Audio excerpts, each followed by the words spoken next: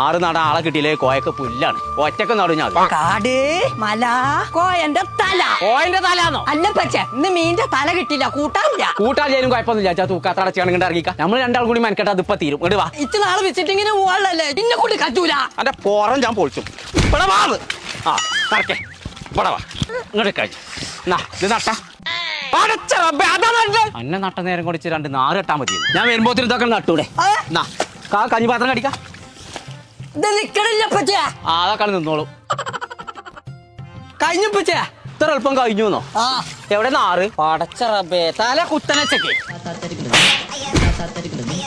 കുഞ്ഞപ്പോ എവിടേക്ക് പോയി അന്റെ പണി ഇന്ന് ഞാൻ കഴിച്ചു എന്താ കുതിരേ